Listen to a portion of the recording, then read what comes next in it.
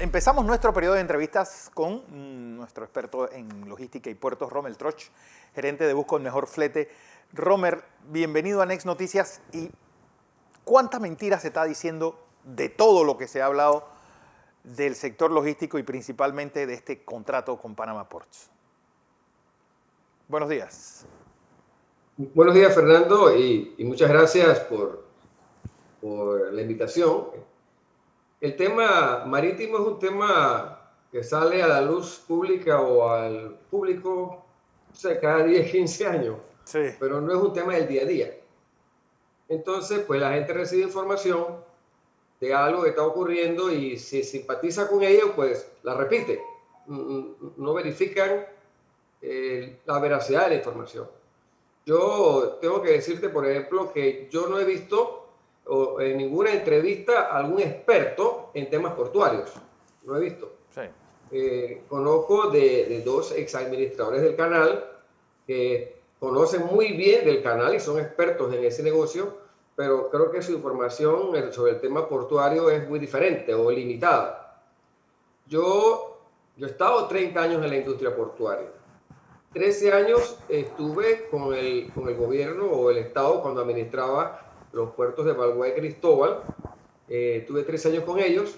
Esa administración estatal duró 20 años.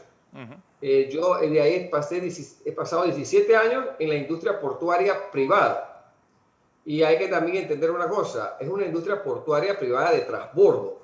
No es una industria portuaria privada como en la mayoría de los países de la región, que es portuaria doméstica. Quiere decir que su negocio es carga doméstica. Aquí no, aquí el negocio es carga internacional. Es carga de tránsito, carga que no viene para Panamá. Entonces hay mucha información equivocada, errónea o información que no es correcta pues, sobre el tema portuario. Yo creo que la gente tiene derecho, todo el mundo tenemos derecho a tener una opinión, pero no podemos acelerar cosas que otros dicen porque creemos que ellos saben. Y nosotros no investigamos. Porque, por ejemplo, Rommel, la relación ampliación del canal versus los puertos. Decían, no, es que al aumentar el calado de los barcos que pasan por el canal van a recibir más mercancía. Pero obviamente la lógica dice, si Buenaventura no tiene canal, si Lázaro Cárdenas no tiene canal, ¿por qué esos puertos también han crecido? Bueno, esa es una buena pregunta porque, mira, los Neopanamax llegan a Panamá desde el 2006. Sí. 10 años antes de que empiece la ampliación. Llegaban al puerto de Balboa. Porque la estrategia de la naviera que llegaba ahí era servir a todo el Pacífico o parte del Pacífico desde Balboa. Descargar carga y enviarla por ferrocarril para los mercados del Caribe. A Panamá, a Balboa, empezaron a llegar barcos Neopanamas de 6.000 teus que no podían pasar el canal de Panamá. No llegaba uno, llegaban 2 semanales. Luego de eso, ocurre que ¿cómo se llama? Para el año 2000, antes que abriera el canal, la expansión, llegaban Neopanamax a Balboa de 10.000 teus. ¿Ves? Más del doble. Entonces, otra información que equivocada es que la gente va a consumir más porque el canal expande. Tú no consumes más porque es un canal más ampliado. Claro. Tú consumes, la economía, la región consume por su capacidad económica, no porque el canal amplía. O sea, tú no estás pendiente de que el canal amplió para consumir más. Lo que sí es cierto es que esta es una ampliación que se hace para las navieras, para que las navieras puedan mover más carga en un barco más grande, lo que reduce el costo por contenedor y eso es lo que se llama economía de escala. Bueno, esto es definitivamente que el canal tiene un impacto enorme en el transporte marítimo y en la economía de las navieras. Por ahí hay gráficas circulando del tema de la ampliación o no. Las gráficas que yo tengo son muy claras. Es más, yo tengo ejemplos de que por ejemplo, antes de la ampliación, que se inauguraba la ampliación, había barcos que traían un calado tan alto que no podían descargar la carga, no podían transitar con esa carga al Atlántico. Entonces la dejaban en Balboa y se hacía por ferrocarril hasta el otro lado. Alguna carga esa las navieras aprovechaban para que fuera carga doméstica, pero otros aprovechaban para que fuera carga de transbordo. Entonces, eso era algo que se daba antes de que abriera el canal, de que se inaugurara la ampliación. No es correcto decir, y ahora, yo también quiero que sepa algo, quienes dicen esto no son expertos portuarios. Yo respeto mucho la opinión de cada uno en su campo, su experticia de 20, 30 años en su industria. Pero eso de utilizar gráficas que dicen que, no, la gráfica dice que subieron después del 16. Cada puerto en Panamá tiene una característica diferente. Cristóbal tiene una característica diferente a Balboa, igual Manzanillo, igual Evergreen e igual PCA. Entonces, los números no mienten. La autoridad marítima lo ratificó. Pero hay expertos que no han estado en la industria portuaria, que no han vivido el crecimiento ni los eventos que afectan la industria para entonces, y opinan que sí crecieron. Sí. Porque son opiniones, básicamente. Muy poca información numérica y gráfica. Don José Blandón con nosotros, Rommel. Buenos días, Rommel. Buenos días, ingeniero.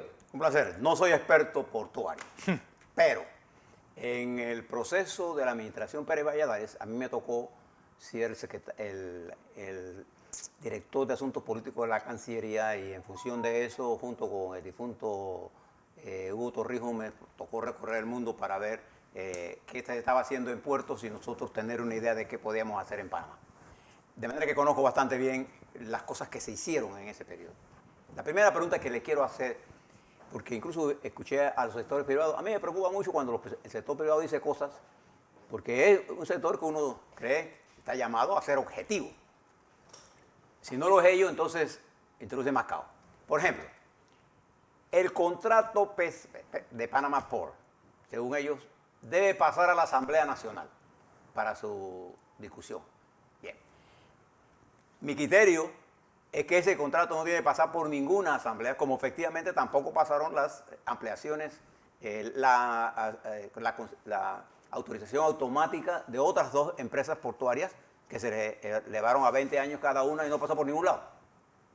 Ya, este contrato es de 50 años y prorrogable automático al 25 años si se cumplieron las condiciones del contrato. Entonces, como se cumplieron, y en este caso de Panamá fue certificada, ¿cuál es su opinión con respecto a eso? Y la otra cosa que estoy escuchando es Corozal.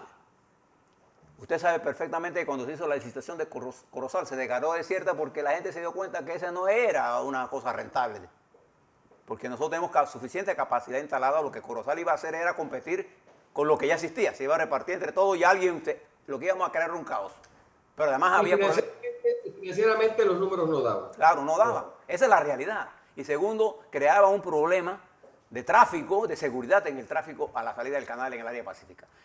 A ver, usted que es experto en esto, ¿nos podría ayudar a entender a nosotros y a nuestra audiencia estos dos temas? Bueno, mire, ingeniero, el tema de la concesión de Panamá Port es clara.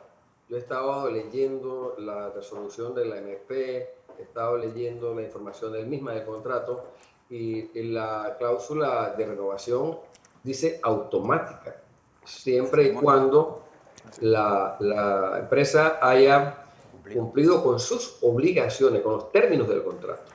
Yo creo que el presidente lo explicó muy claro en su discurso a la nación. El contrato tiene una cláusula de renovación automática, porque fue firmado entre el Estado y la empresa inversionista. Claro. Y que está sujeto a obviamente, a que se confirme que cumplió con los términos y condiciones que debe cumplir el concesionario. Y eso fue certificado por la Contraloría.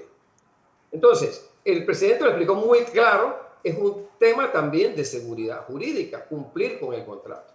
Miren, los puertos, todos, tienen contratos privados con las navieras para llegar. Eso le da seguridad y certeza a la naviera de que el puerto le va a asignar equipo, muelle y un espacio para operar durante su estadía allí para un volumen de carga estimado. Hay que darle seguridad a ese contrato con la naviera, claro, con las navieras. Entonces, ese contrato con las navieras se basa en la seguridad jurídica del contrato del concesionario, ¿verdad? Entonces, por eso es que este es un tema que hay que verlo a la luz de la seguridad jurídica de todos, del concesionario y de los clientes del concesionario. Y eso afecta a todos los puertos. Ahora bien, todos los contratos tienen su cláusula de renovación. Todos los contratos, bueno, ya 2 han sido renovados. En el 2013 se renovó uno y en el 2016 el otro. Y este ya técnicamente, pues lo que se ha dicho es que su renovación automática es lo que va, porque está escrito y porque se hicieron las evaluaciones que cumplió con todas las condiciones que debía cumplir el contratista, el concesionario, perdón. Entonces, esa era una de las preguntas iniciales. ¿Verdad? ¿Puede recordarme la otra, por favor? Corozal. Corozal. Bueno, el tema de Corozal, a mí me sorprendió mucho que Corozal no llegara al final, pero yo tenía información ya de adentro, de algunos que iban a participar que me dijeron, nos vamos a retirar, porque los números no dan. Ahora bien, es importante señalar también que Panamaport en su momento pidió a Corozal para hacer una pequeña ampliación y desarrollar un parque logístico. La ACP compra las hectáreas de Corozal a la UABR para ellos hacer el proyecto. Sin embargo, la ACP se equivoca en el tema económico y quiere cobrar un alquiler multimillonario, creo que de más o menos de 15 millones al año promedio, en terreno, por 40 hectáreas en la primera fase. Eso va creciendo a 70 hectáreas, lo que es una cifra, una carga económica demasiado alta para cualquier proyecto, sobre todo porque los demás proyectos, los demás concesionarios pagan por movimiento y no pagan por alquiler de terreno. Entonces, el Corozal era financieramente no viable en el momento que se propuso de esa forma. Si no hubieran cobrado alquiler y hubieran puesto, igual que los demás puertos, solamente el cargo por contenedor, que es lo que todos los puertos pagan, ese puerto se hubiera construido y licitado. Sí, porque otra cosa que me llama la atención de estas argumentaciones, Rommel, y quisiera su opinión experta en esto, es que nosotros debemos ir buscando la optimización de la ruta vía canal, de la ruta vía puertos, ferrocarril y carretera. Eso es lo que tenemos que buscar. Para eso necesitamos manejar más carga, más contenedores, en vez de 8 millones, 15 millones, como usted lo ha señalado aquí. Pero cuando uno revisa las proyecciones, por ejemplo, de ingresos proyectadas cuando se presentó al público lo del Canal de Panamá, los ingresos proyectados que debía recibir la República de Panamá al día de hoy eran mucho mayores que lo que estamos recibiendo. Entonces, cuando uno habla de esto, el negocio del canal es uno que tiene relación con los puertos, pero que no está directamente vinculado. ¿Es así o no es así? Bueno, son complementos para la naviera y compiten entre ellos, porque los puertos y ferrocarril es para utilizar, bueno, como le explicaba anteriormente, hay barcos que no cruzan el canal, se quedan en el Pacífico y mandan la carga por ferrocarril. Obviamente eso es menos carga para el canal y eso es menos ingreso para el canal. Pero eso es desde el inicio. Esa es una estrategia naviera y eso es bueno, porque la naviera tiene la opción de usar el canal para transitar o usar los puertos y el ferrocarril para mover carga. Ninguna carga, mire, por ejemplo, la carga que va para Venezuela tiene diferentes rutas para llegar, sobre todo la que viene por Panamá. Una es que se descarga en el Pacífico, se va por ferrocarril y llega a Venezuela. Otra es algunos barcos cruzan el canal, dejan la carga en el Atlántico y de ahí con un barco alimentador la envían a Venezuela. Entonces, para la naviera este es el complejo marítimo ideal. Compiten pero se complementan. Un canal navegable y un canal seco al lado. Robert, estoy recibiendo información de nuestros oyentes que me dicen que ¿por qué me preocupa que a las otras navieras le hayan dado la concesión automática? No, yo estoy de acuerdo que se le hayan dado porque eso estaba en el contrato. Al contrario, mi teoría, y que lo he expresado aquí, es que el sistema portuario que hemos desarrollado nosotros ha sido un sistema portuario exitoso, que haya sido automático sin mayor trauma la extensión de los contratos. A mí me parece que es correcto. No estoy buscándole ni la quinta pata al gato. Creo que las empresas portuarias han jugado papel adecuado. Y te escuché a ti aquí decirlo, que precisamente esa prórroga automática que se dio hace un par de años a las empresas era una de las cosas que había que hacer. No es que estamos en contra de Todas eso. las concesiones deben ser renovadas y respetada la seguridad jurídica. Yo soy un profesional de la industria portuaria. Yo creo en el sistema portuario, en todos los puertos, en el crecimiento portuario, y que hay que permitirle que sigan ampliando y creciendo. Mire, si la empresa invirtió 1.600 millones en 25 años, ingeniero, son 64 millones por año, de los cuales la mayoría se dio después de negociada la adenda o revisada una adenda con el gobierno de Martín Torrijos, donde se comprometió a invertir 1.000 millones. 1.000 millones y se invirtieron más, probablemente 1.200 millones, 1.300 millones después de esa adenda. Eso entre 16 años son 81 millones por año. ¿Qué empresa multinacional o inversionista extranjero va a ir a Panamá a invertir en 16 años esa cantidad para que luego le digan que no? Se invierte por las jurídicas del contrato. Otra pregunta. Dentro del debate que he escuchado, prominentes personas que opinan en la televisión han dicho que lo que dejó los Estados Unidos en materia portuaria tenía un valor tan grande, como hablaron de una cifra de 4.000 millones de dólares, para los que conocimos esto y que trabajamos en este proceso de la transferencia de los bienes revertidos y que trabajamos en la Cancillería viendo todo. Cuando nosotros recibimos los puertos, usted que trabajó en eso, don Robert, ¿había alguna cosa que se asemelara a un valor de esos puertos de 4.000 millones? Yo trabajé 13 años en el Sistema Portuario Nacional con el Estado. Puedo decirle que investigando luego, ahora en este tiempo, uno de esos puertos fue terminado de construir en el 2033 y el otro en el 2016. Son puertos para carga general. Pero el punto que está aquí es el siguiente. Todo lo que se construyó nuevo, 1.600 millones para manejar barcos portacontenedores y contenedores de transporte. Y lo otro es que la adenda 1 del contrato que se realizó por el presidente Martín Torrijos cobró 102 millones en alquiler por esas facilidades. Hay que recordar algo, esto es un alquiler, todo eso es del país, del Estado. En 25 años, todo eso nuevo y mejorado, con más inversiones, regresa a Panamá. La pregunta, Rommel, es ¿por qué este ha generado tanto ruido y no pasó lo mismo con la renovación de MIT ni de Evergreen? Bueno, yo creo que eso hay que preguntárselo a los medios de comunicación que han tomado esto como bandera. ¿Por qué les interesa y quieren toda la transparencia y visibilidad en esto? Lo cual es correcto, pero no en los demás. Porque, y la pregunta es decir, esta renovación ya con los demás puertos renovados, ¿cuándo podremos llegar a esa cifra de 15 millones de TEUs al año? Bueno, yo creo que se requiere mira, el crecimiento actual del transbordo es debido a la pandemia. Claro.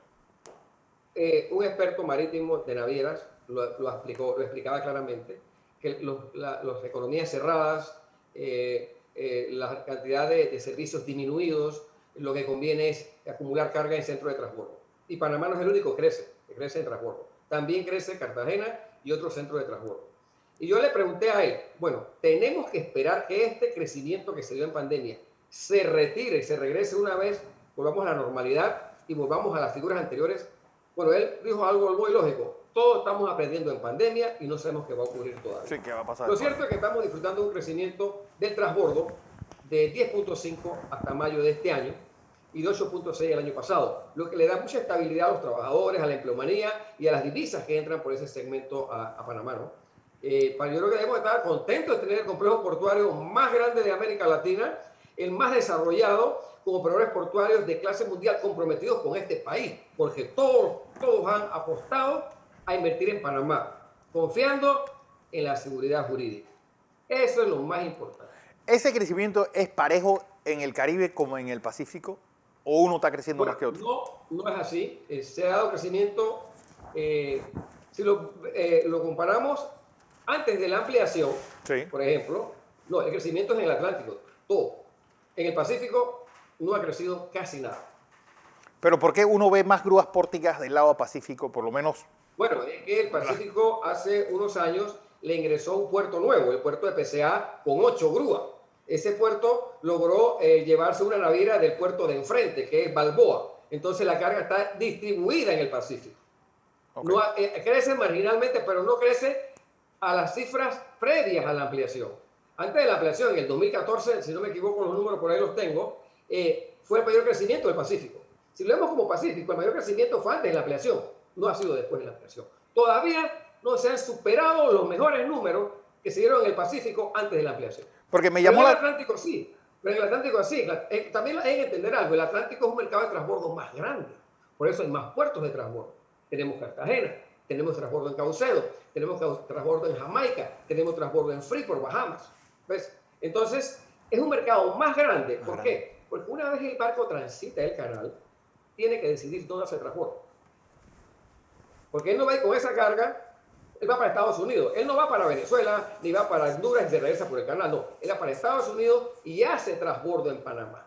Todos estos barcos de contenedores que pasan por el canal van para la costa este de Estados Unidos a dejar carga y el transbordo lo hacen para la región. En el Pacífico es diferente. Los barcos que paran en Balboa, la gran mayoría son barcos que operan solamente en el Pacífico, los barcos madre. Sí. Y paran en Balboa, no pasan canal y siguen hasta Sudamérica. Entonces, son un modelo de transbordo diferente. Hay más carga de transbordo en un mercado más grande en el Atlántico que en el Pacífico. Porque son barcos que vienen llenos de Asia y cómo se van hacia Asia. Porque discutían mucho que se van bastante vacíos de vuelta a China Bueno, o de vuelta a eso es donde vaya. el comercial de toda la vida. Sí, ¿no? Ellos regresan con contenedores vacíos, reposicionamiento de vacío y con algunas exportaciones que salen de América Latina en el Pacífico hacia allá. Y algunas cargas que vienen inclusive por ferrocarril desde el Atlántico al Pacífico y de ahí se van para Asia. También viene por camión. También hay mucha carga de transbordo que se mueve por camión. Ese es uno de los negocios nuevos del transbordo. Que el transbordo técnicamente revivió el ferrocarril y el transbordo ha creado nuevos negocios en el trucking, el transbordo de contenedores por carretera. Porque se sabe también cuánto es el valor marginal que deja en toda la industria de seguros todo este movimiento de carga. Bueno, el de transbordo no. No deja. El local sí. Pero el local, tú lo encuentras en las estadísticas de aduana, cuánto es el seguro que paga la carga que llega a Panamá, que se consume en Panamá. El transbordo no tiene ese valor. El transbordo no es registrarlo, no aparece. Esa es una información que no sé si aparece en los bill of lading, pero igual, el transbordo no es una de las informaciones más exactas que existe en nuestro país en cuanto al registro de la carga per se. Lo que sí existe es la carga que se mueve en los puertos y esa carga paga un impuesto al Estado. Ese registro sí existe. Bien. Bueno, Rommel, yo creo que aclarando varias de las falacias que se están diciendo en medio de toda esta inseguridad jurídica que se pretende hacer con esa renovación del contrato a Panama Ports, que me llama la atención, pues, que hay mucha mentira que se está vendiendo como verdad. Yo creo que lo lógico de nosotros... Son repetidores de información que no han confirmado. Obviamente, eso, en algún momento todos hemos pecado de eso. Por eso yo trato de no opinar de las industrias que yo no conozco. O si voy a opinar, por lo menos hago una investigación primero. Claro. Rommel Troch, como siempre, un placer tenerte aquí, gerente de buscomejorflete.com. Gracias. Y experto en logística y puertos.